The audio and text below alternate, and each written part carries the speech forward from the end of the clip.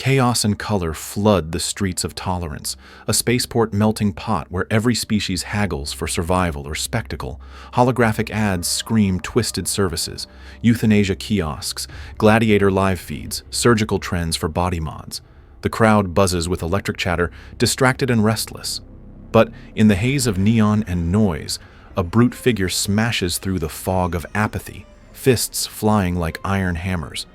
The peace shatters in a heartbeat. Crimson Thrust, the notorious kill squad, is on the move, and the crowd erupts.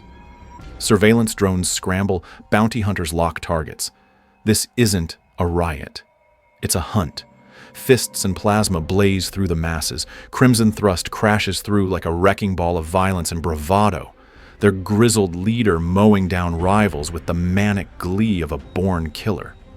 Civilians scatter like insects, but they aren't safe. Bounty alerts flash in real time, and no one wants to be caught near the kill zone. As the squad lays waste, armored agents storm in, red-clad and merciless. Orders are barked, no questions asked, targets acquired, one wrong move and you're next. Glass explodes, faces contort in panic. The kill count climbs again, 76 and counting, and the crowd cheers like it's sport. They're not just witnesses, they're fans. Live feeds spike, trophies are claimed, and corporate sponsors line up backstage. But in the corner, someone watches silently, detached, calculating. A silver-haired figure cloaked in calm fury flicks a device in his hand. While everyone celebrates Carnage, he sees the cracks. The game is rigged, and he's ready to break it.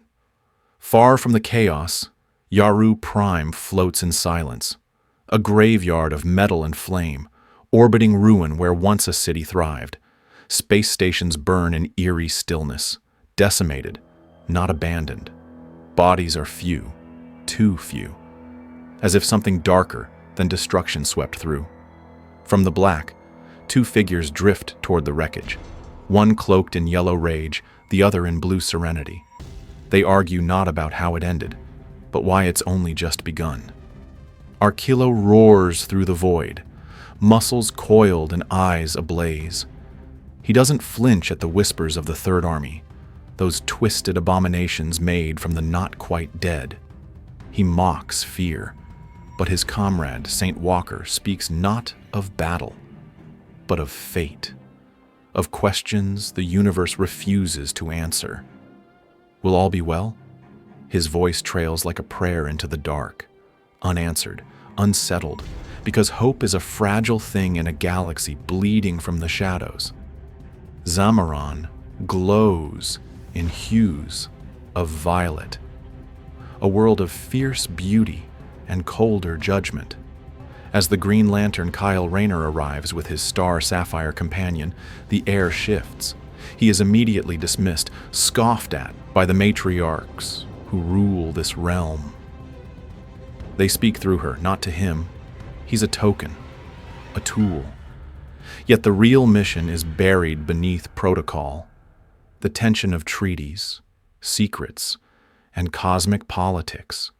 And they haven't even gotten to the worst part yet. Questions rain like blades. Who summoned them? Why now?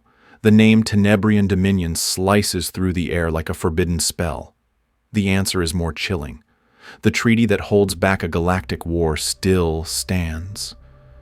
But one voice dares to whisper the unthinkable.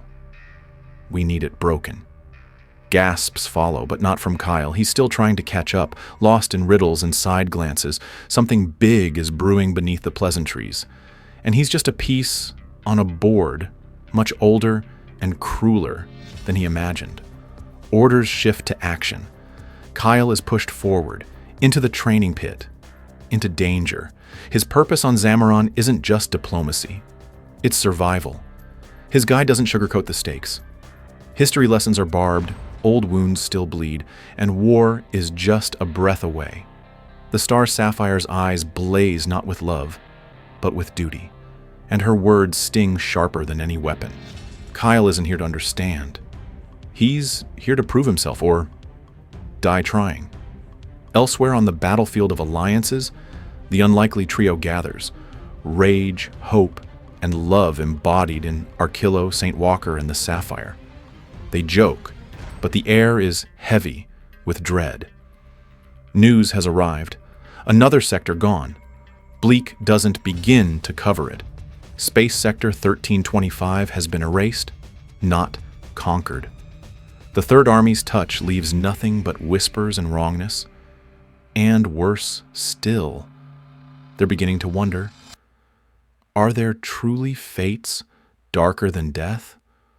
Or are they just beginning to understand the enemy's true face? Guys, don't forget to like this video and subscribe to my channel. It really means a lot to me.